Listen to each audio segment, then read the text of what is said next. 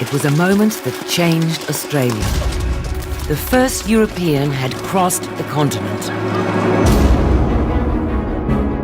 Australia in the mid-1800s was isolated, divided between two cultures.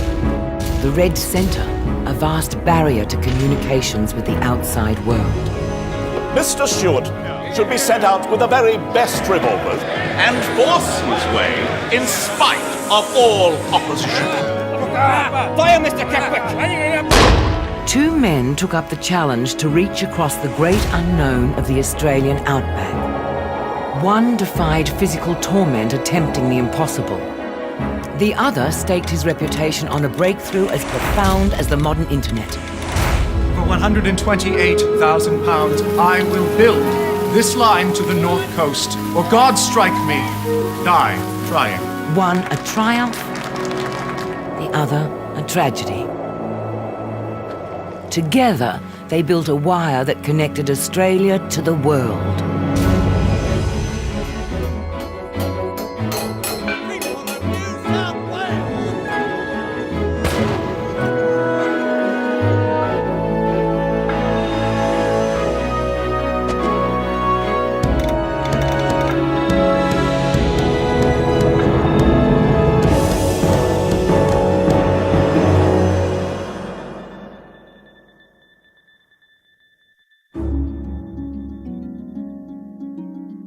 It's August 1872. The place, the very centre of the Australian continent. This man is about to send a message over a revolutionary new medium. A simple piece of number 8 gauge wire will flash his words across the vast Australian outback. His action here today will change Australia forever. The man is South Australian Superintendent of Telegraphs, Charles Todd. Wish to inform of the completion of the telegraph, which is an important link in the electric chain of communication connecting the Australian colony with the mother country.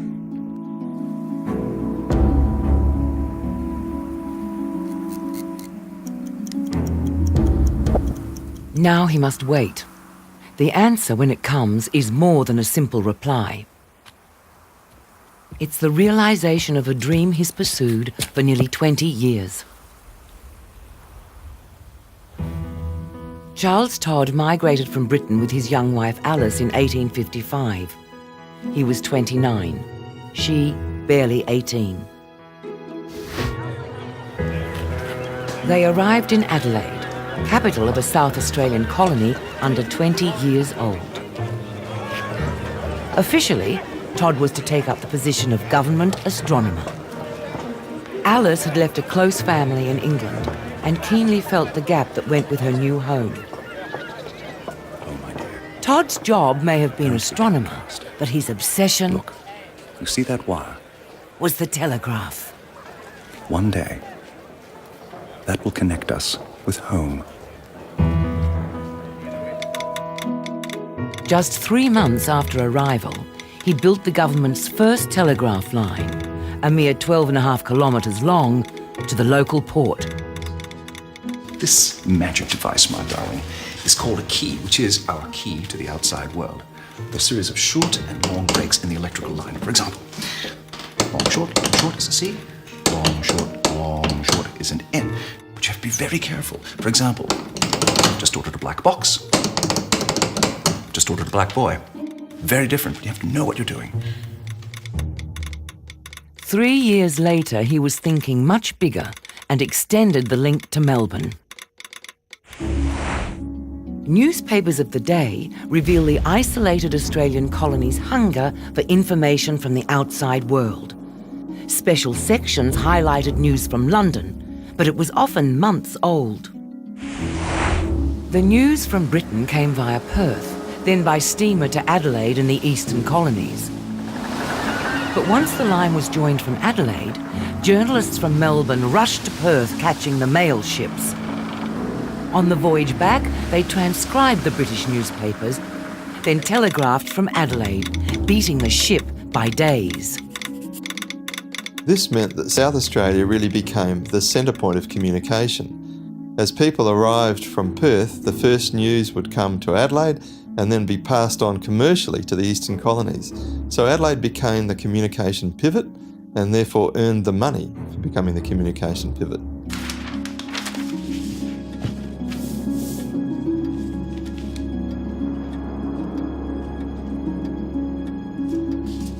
Australians were used to living at the end of a permanent time lag. The Todds experienced it themselves when Alice received news her favourite aunt had died months before. The distance between Adelaide and home would have yawned at her as immense on occasions like that. And she would have felt very small and a very, very long way away. The honourable members seem to be under the impression that the proposition of an electric telegraph might be interfered with by the natives. From 1858, Todd goes to his political masters with an even bigger plan. Todd imagines a telegraph line running north through the mysterious centre of Australia. At Darwin, it will connect to the international cable at Java, running all the way to London. A telegraph wire to the world. But Todd's telegraph will bring him up against the immensity of the Australian outback. In 1858, no one has crossed the Australian continent. The vast centre is a blank on the map. But one of the few who had pushed into the interior was a tough explorer, John McDouall Stuart. Born and educated in Scotland, Stuart had emigrated to Australia in 1838 with dreams of making his fortune in the colonies.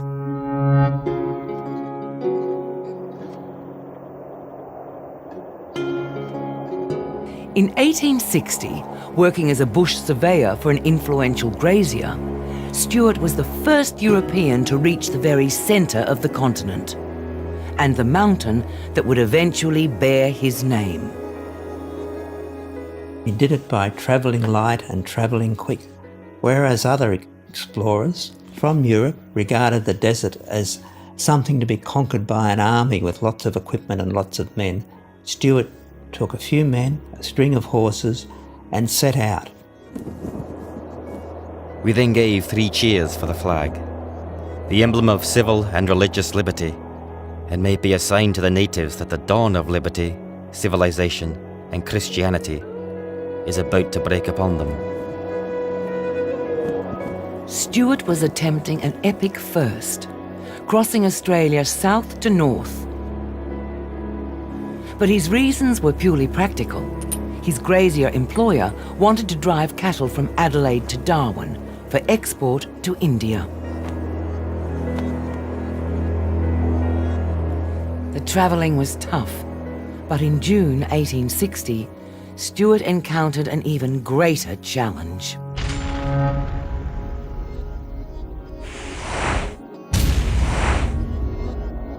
You're gonna get Jinnah. You're gonna get Jinnah. His party had been travelling unannounced for months through tribal lands, using up resources as they did so. Finally, the Warramunga responded to what they saw as a gross insult.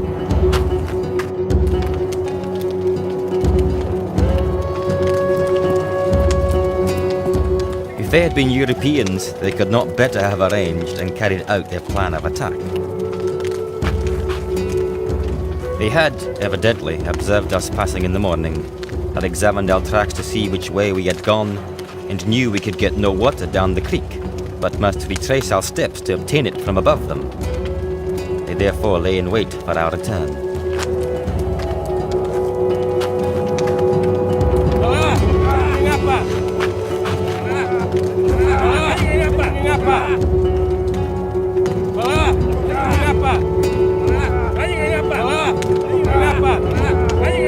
Fire, Mr. Keckwick!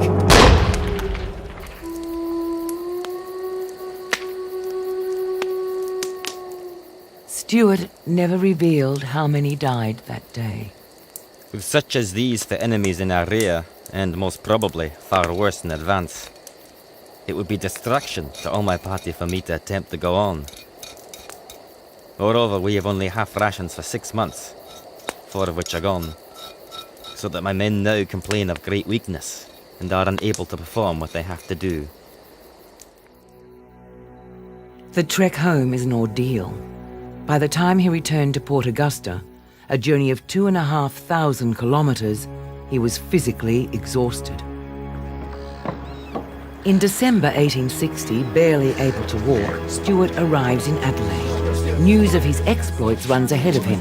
Knowing the press would be eager for his story, he writes an account of his journey, is unwilling or unable to talk. For all of his skills in the bush, Stuart is a troubled character. He was engaged to be married, and he came around the corner and saw his cousin kissing his fiancée. And without asking any questions, he turned on his heels and left and never saw her again and migrated to Australia. So that was one theory about why he might have come here in the first place. At that time, the British Empire was at its zenith. So Stuart's part of the legion of young men who come to these colonies hopeful to make a fortune, return in their mid-50s and live like a squire.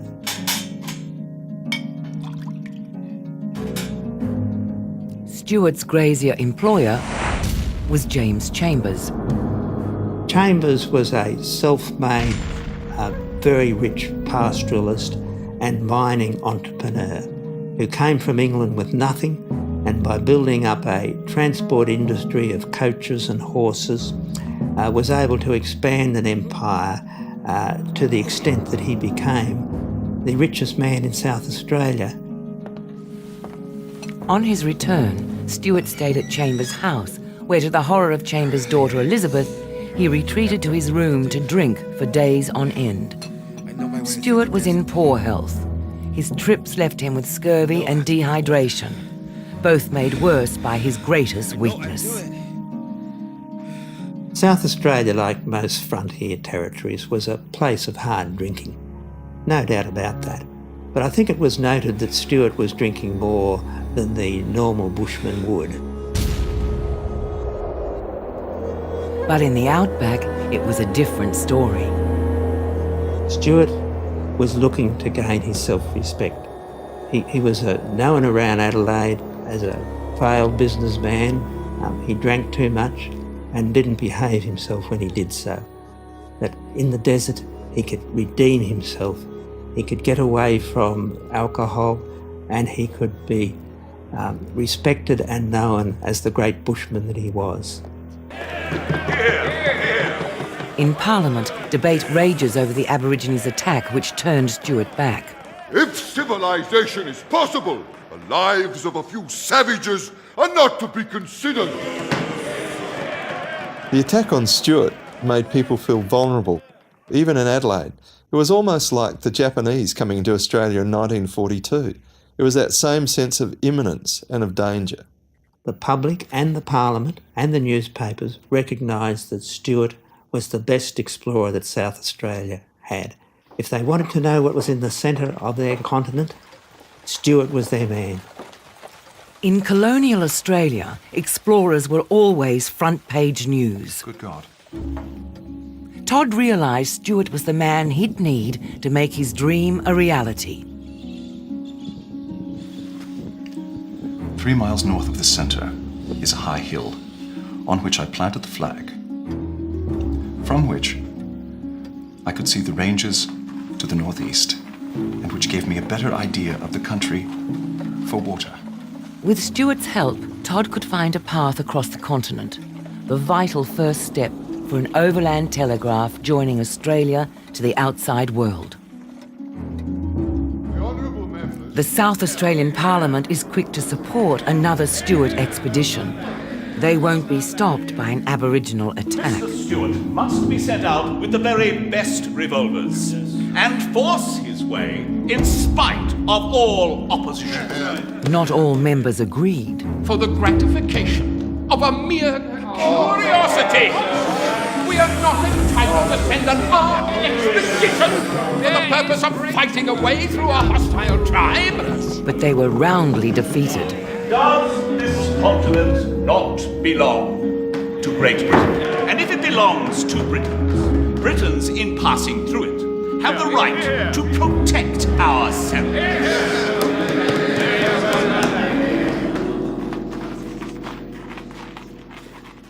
This time, the expedition, with its search for a way across Australia, will be for Todd's overland telegraph.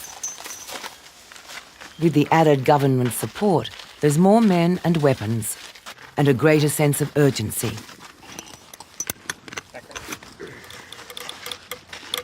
South Australia isn't the only colony looking for a way across the continent. Todd's telegraph line to Melbourne had brought unwelcome news. The Victorian colony has appointed its own rival expedition to cross the country. To the members of which he would say, in the name of all assembled and in the name of the colony at large, may God speed you, and 3 cheers for Mr.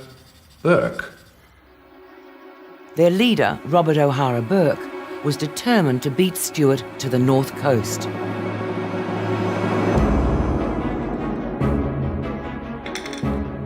Stuart was now in a race. Across the 1850s, Victoria had been the centre of a massive gold rush that had remade the Australian economy. Thanks to the gold-rich Victorians, the Burke expedition had 5 times the budget and twice the number of men. Burke was also 4 months ahead. By the time Stuart left, they had already reached Cooper's Creek in the far west of New South Wales. What happened was that the Royal Society in Victoria decided it was an affront to them as gold-rich gentlemen to not know what was in the centre of Australia. So they sent Burke and Wills out. At the same time, the South Australian government wanted to know what was in the centre of Australia so they could build an overland telegraph line. But once the 2 explorers set off at about the same time, the newspapers and the public got behind them in the belief that it was a race, the first people to cross the continent straight through the centre. Stuart was ridiculed by the Melbourne press. Yet on hearing of his departure, the Victorian government still sent a horseman warning Burke not to delay.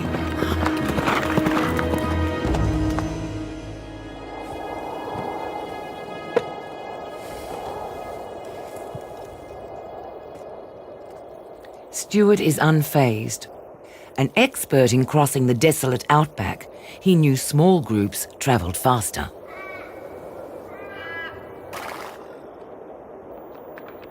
Time, Mr. Keckwick. 12:01 and 15 seconds, sir.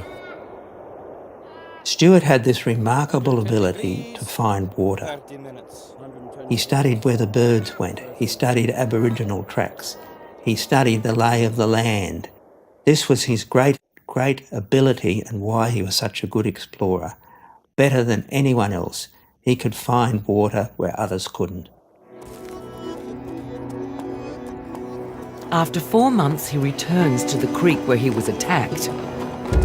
This time, he passes through without incident.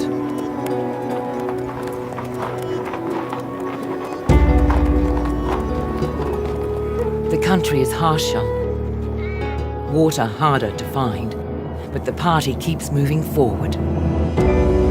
Stuart has ventured deep into the north. There he met a barrier unlike anything seen before.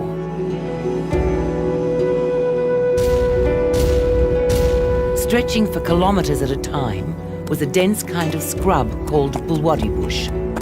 It was like a natural form of razor wire.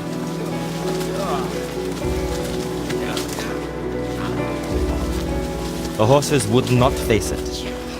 In the short distance we penetrated, it has torn our hands, faces, clothes, and what is of more consequence, our saddlebags, all to pieces. Had we gone further into it, we should have lost everything of the horses.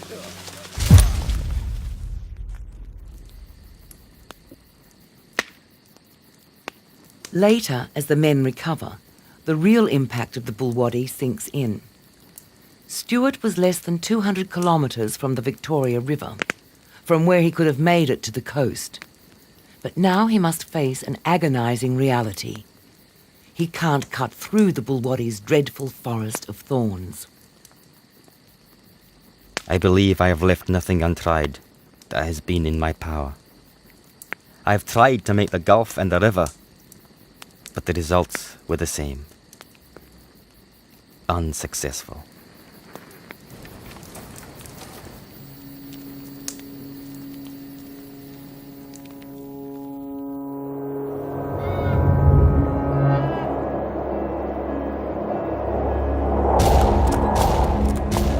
It's the end. They're beaten, at least for now. They return south, a 2.5-month journey back to civilization and familiar habits.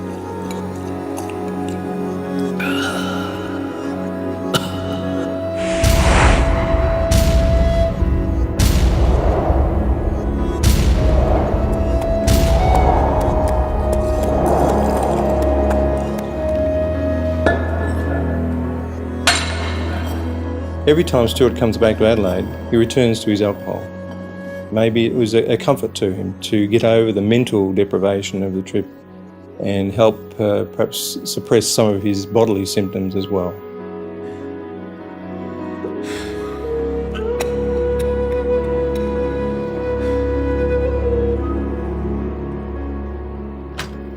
On the 23rd of September 1861, just days after his return, Stuart is called to the office of Governor MacDonald. Mr. Stuart. Mr. Todd. South Australia is not ready to give up. They're determined the telegraph will be theirs. Mr. Stuart. Governor. MacDonald was a visionary who supported Todd's plans for a telegraph connecting Adelaide to the rest of the world. Competition from other colonies was heating up. Both Queensland and Western Australia had joined the race and were pushing different routes. Meanwhile, nothing had been heard of the Burke and Wills expedition sponsored by the wealthy Victorians. And from this point here to here... Todd and MacDonald knew that Stuart was the key to finding a path for the overland telegraph line. That's correct. And Mr. Stuart, how are you feeling about that? As well as can be expected, given I just returned from the journey. Aye. When do you think you might be able to start out again? I'm at your disposal.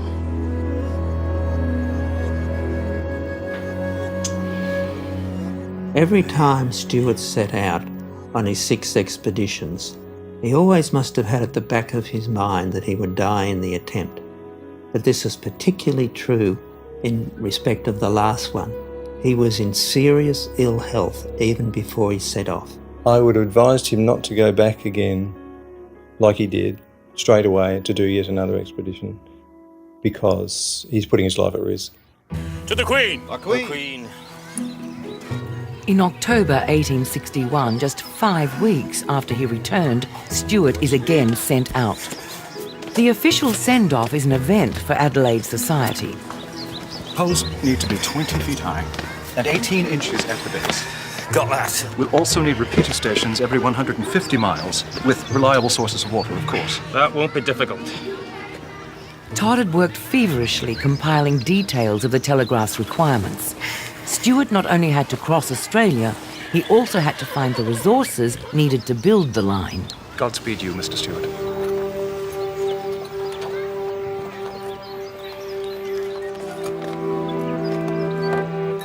Good luck, Mr. Stuart. Elizabeth Chambers, the daughter of Stuart's former employer, had even sewn a flag. Thank you. I shall endeavour to reach the northern beaches, Miss Chambers, and unfurl the flag there.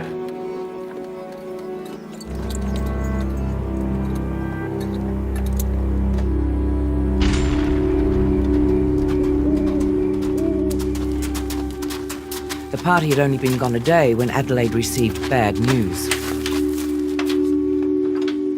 Message for Mr. Todd. Thank you.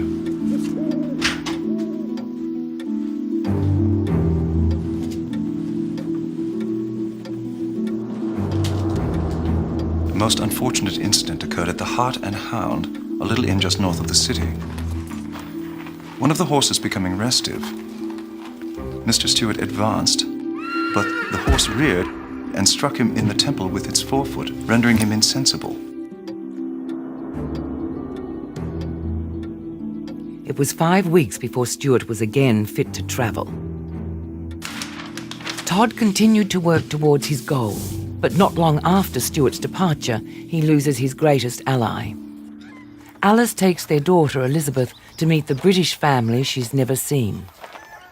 Mr. Todd, if I could have you place your When Alice went back to England in the early 1860s, she actually found that as hard a move as she had coming out to South Australia from England.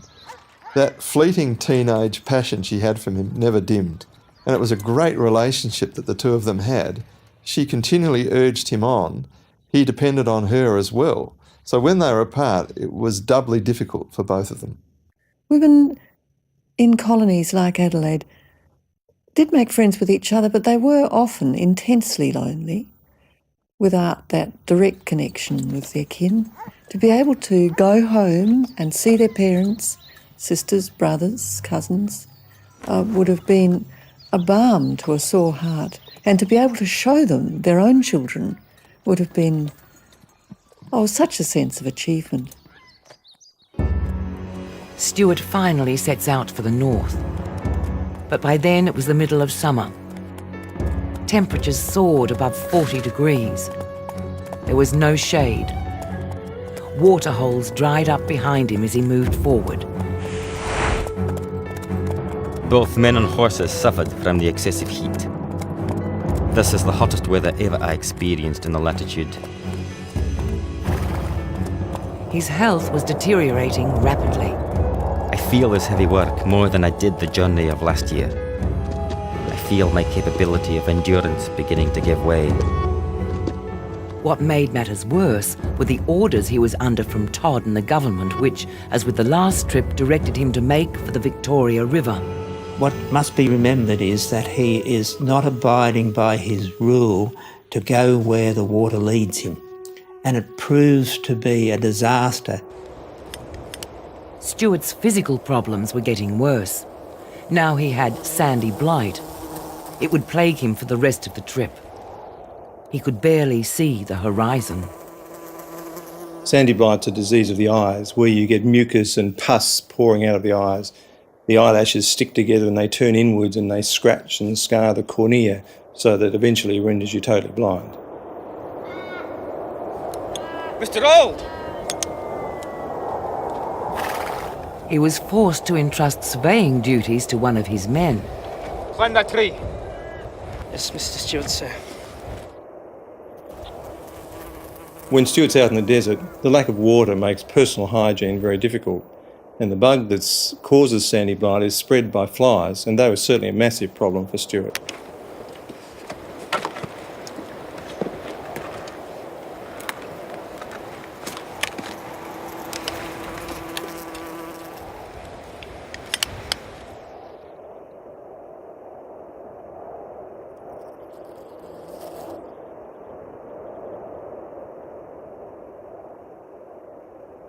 Stewart wrote in his diary that he would prefer to lay his head down and expire rather than not succeed in his goal of crossing the Australian continent.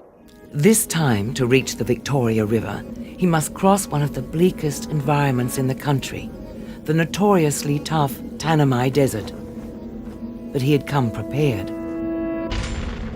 Back in Adelaide, George Hamilton, who provisioned Stewart, had made large water bags ready for the desert crossing. The aim was to effectively turn horses into camels.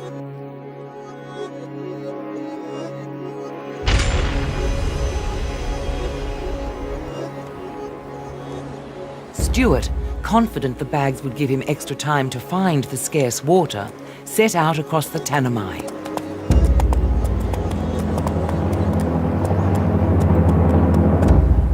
The bags last less than half a day.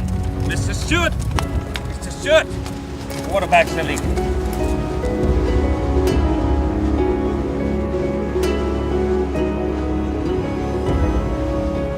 What a disappointment they turned out to be for Stewart, who was relying so heavily on them. It seems that they worked fine in Adelaide, but after several weeks getting them to the centre of Australia, the binding tore apart. Unfortunately, they leaked. Stuart now faced a serious problem. The waterhole where they camped was drying up. Food was now scarce, and his men were worn out. But to turn back would be another failure to cross the continent. I am very much disappointed with the water bags. In coming this distance of 21 miles, they leaked out nearly half.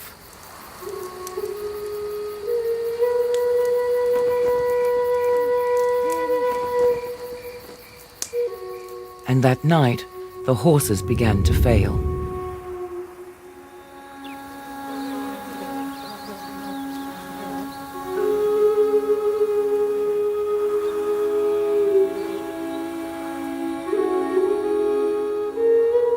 Mr. Thring.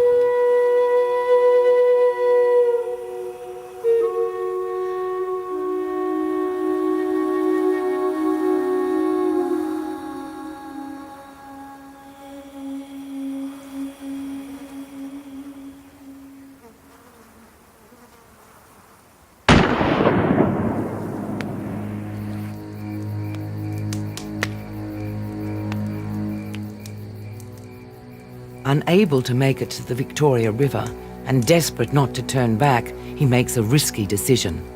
He abandons his orders. He'll go northeast. He turns for the Roper River 300 kilometres away. He knows nothing of the country, but it's the only choice left.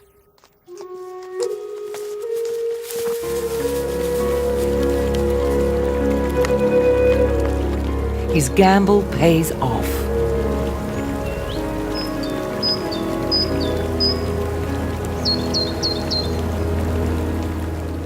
Coming upon a small creek with running water and the valley being covered in beautiful green grass, I have camped to give the horses the benefit of the high grass. Stuart was near the end.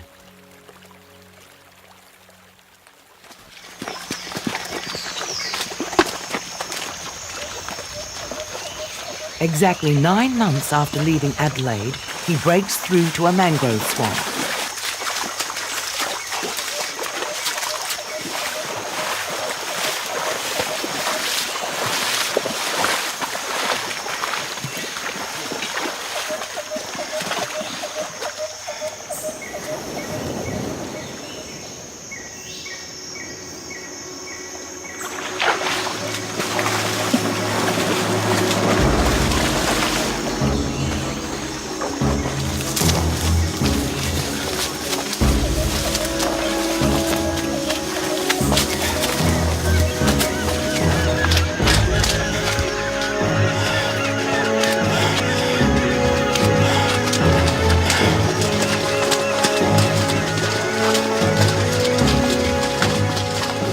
It was the 21st of July, 1862, the first time a European had crossed the continent of Australia.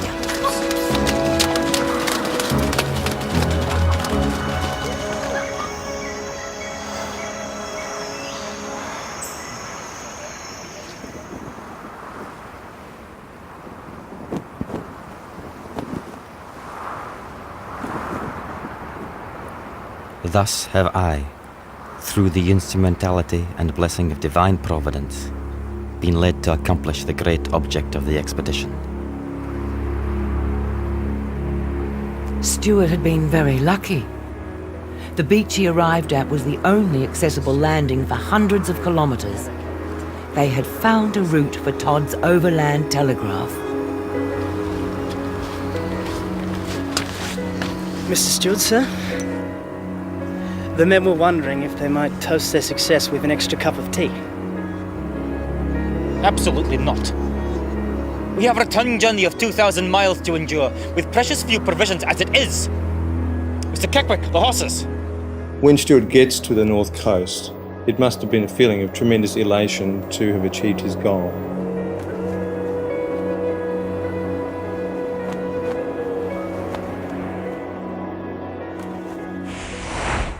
And yet, instead of staying for a while on the coast to rebuild themselves, they turn around the next day and head straight home. And it's always puzzled me why he did that. With all the food supplies that were available to him on the coast, he didn't stay.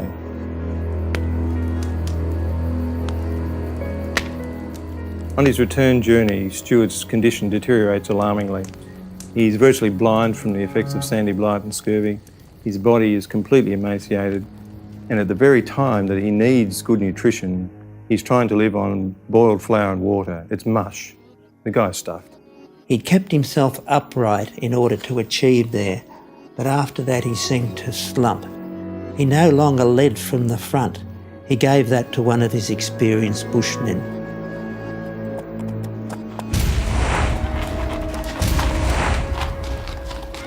For Stuart and his men, the return journey is one of incredible suffering. The waterholes that served them on the way up are now often dry. The struggle to feed and water both his stock and his men is acute. The focus of the expedition turns to getting back to Adelaide alive. Mr. Stewart, sir. Mr. Stewart. Mr. Stewart, please. Mr. Stewart, sir.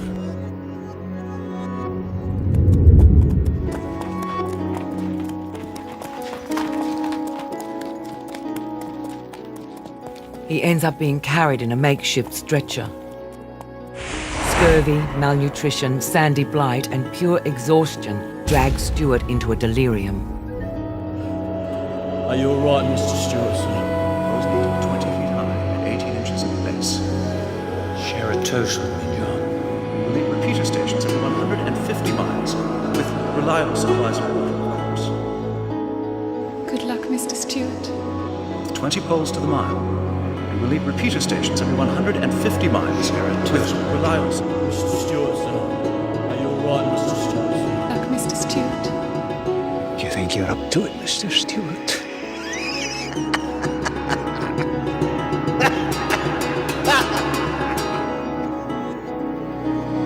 Godspeed, Mr. Stewart. Stuart's convinced that he won't get back to Adelaide alive. In fact, more to the point, he names the spot where he's going to die. He tells those around him that he feels that his life would pass away at central Mount Stewart, that is, in the centre of the continent. I have kept King and Nash with me, in case of my dying during the night, as it would be lonely for one young man to be there by himself.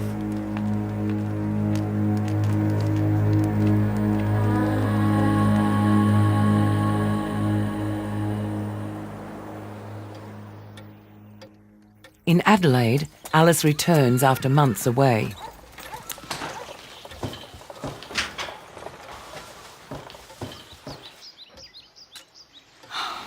It's so good to be back. I've missed you. But in all that time, Todd has heard nothing of Stuart or his party. Meanwhile, all Australia is shocked by the news that the rival Victorian expedition has collapsed. Burke and Wills are dead, a party sent to Cooper's Creek to retrieve their bodies. Ironically, they pass through Adelaide on the return to Melbourne. It can't be said, strictly, that anyone on the Burke and Wills expedition crossed the continent. They never saw the sea.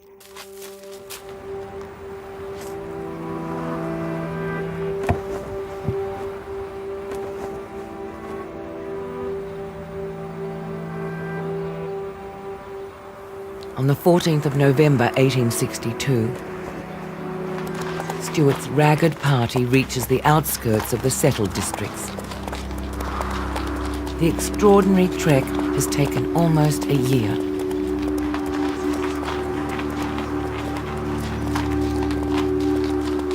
Their condition is pitiful.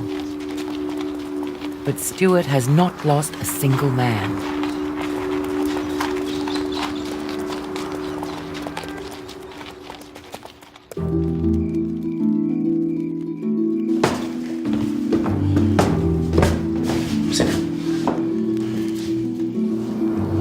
The local telegraph takes the news to Adelaide.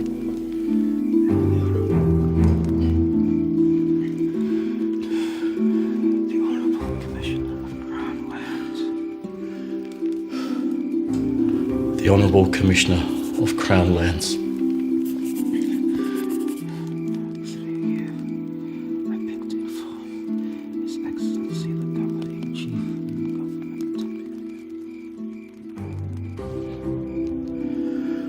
Through you, I beg to inform His Excellency and the Governor-in-Chief and the Government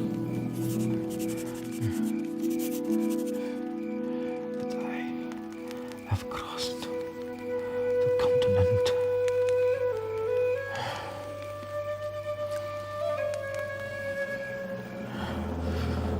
That I have crossed the continent.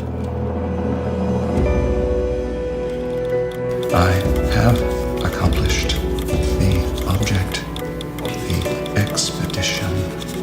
Party, all well. I will be in the evening train tomorrow. In the space of one message, Stuart's triumph meant Todd's dream for an overland telegraph was now tantalisingly possible.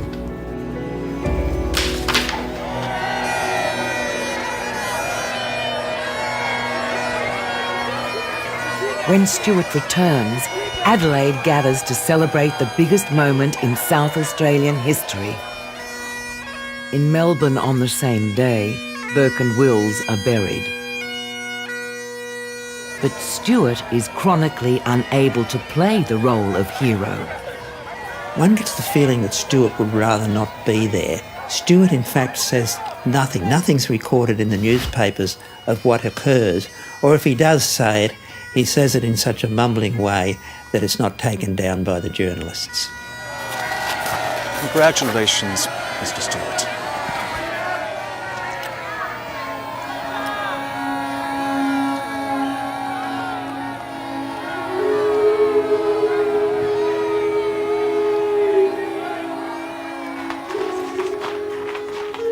Stuart and Todd now go in different directions. Stuart, a victim of his demons, retreated to a beachside hotel to drink.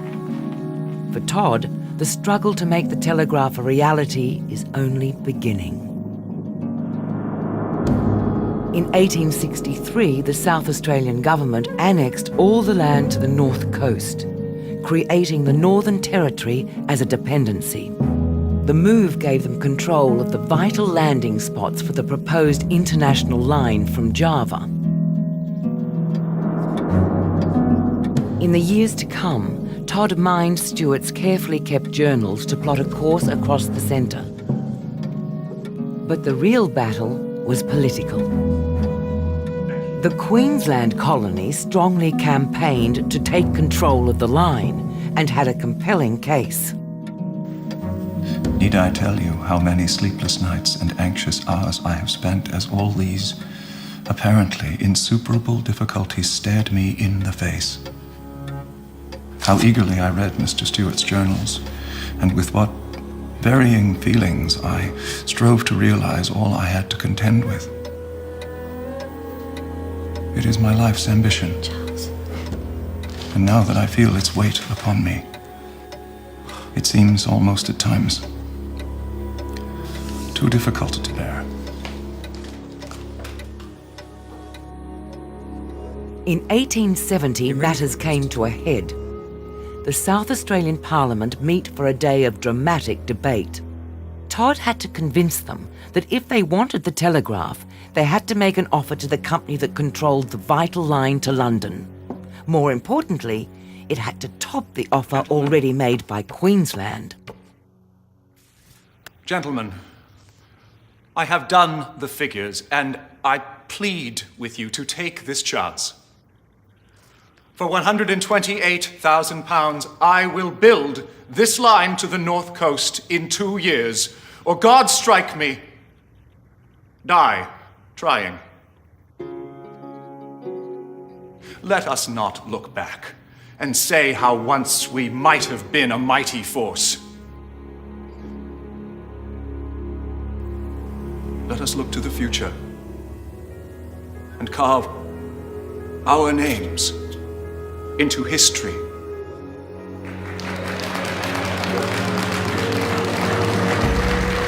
South Australia beat Queensland because they offered to pay all construction costs for the line to Darwin. The British Australia Telegraph Company had given the South Australians just 1 day to make the biggest decision in their history. The line was to be built in 3 sections, one north from Adelaide, one covered the centre, and one down from the north coast. Todd was under pressure. Need the strongest horses, saddles, carriages, everything possible in only a few months. We're going to have to draw on every ounce of goodwill in this colony.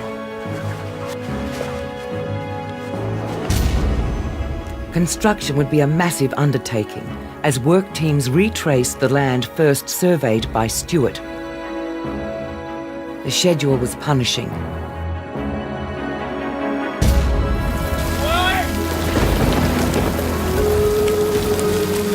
Todd's biggest problem came from the north. Within a year, tropical rains had made construction a nightmare. Work was brought to a stop.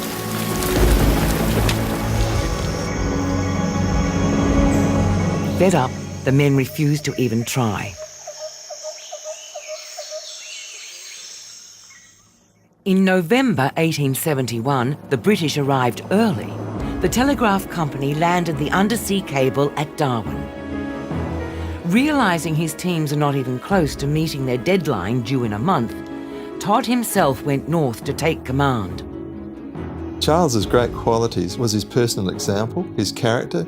He led out the front, but he delegated as well. He had the ability to inspire the men with him, and he could tell stories, he could crack his jokes, but it was always encouraging them to say, you know, there's another 40 poles, we've got so many miles to go. He could just keep that encouragement going and going. How are you guys? Todd got the crews back to work. Gentlemen, I reckon that is the closest thing we'll get to a bath for many months, eh? So well done. Todd's performance was remarkable, but the line was now 6 months over schedule, and there was still a yawning gap of 400 kilometres of wire to finish. In their desperation for the telegraph, the South Australians had agreed to heavy penalties if construction ran behind. Now the British Telegraph wanted their money. If the Overland Telegraph hadn't gone ahead, Charles would have had to have left South Australia under a cloud, and that's a fact. Todd's response is an Australian Pony Express. Horsemen carry telegraph messages between the gap in the line. Riding almost non-stop, it takes 5 days. Suddenly, communication time with London is slashed from months to less than a week. But then a stroke of luck. What saved the day for the Overland Telegraph was that the submarine cable failed dismally. And that, in fact, let Charles off the hook. It gave him the extra time. The submarine cable linking Darwin to London had broken down. The British Australia Telegraph Company dropped their claims for compensation.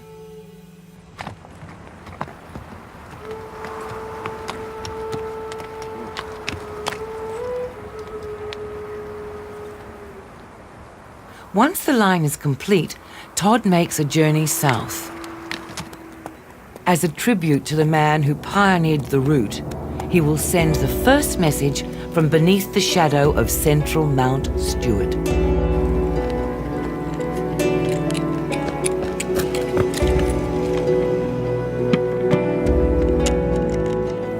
It's August 1872. Standing in the middle of Australia, Todd connected his portable relay to the Overland Telegraph.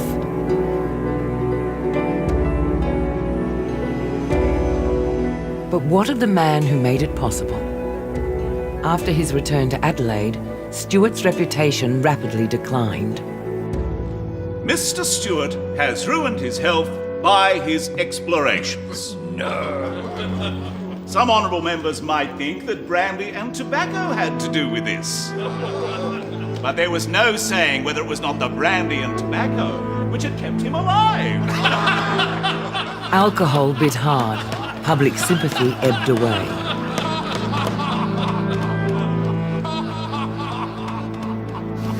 In 1864, Stuart left Australia for good. 2 years later, he died uncelebrated in London, aged just 50. Stuart's funeral was a very low-key affair. There were 7 people there. There was no great service or any great recognition in either Britain or in Australia that the man who had really blazed the path through the centre of Australia was finally being laid to rest.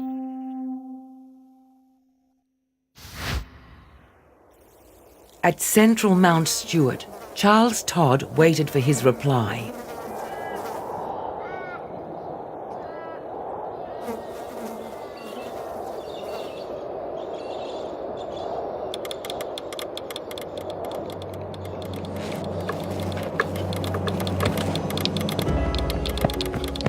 Finally, a string of responses flooded in, announcing the wire was connected.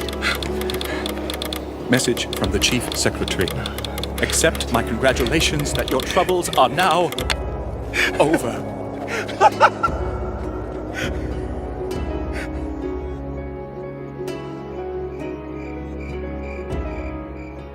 After spending hours relaying triumphant messages back and forth to Adelaide, he signed off with a simple good night. The overland telegraph line was open. When the undersea cable was fixed 2 months later, Australia was connected to the world.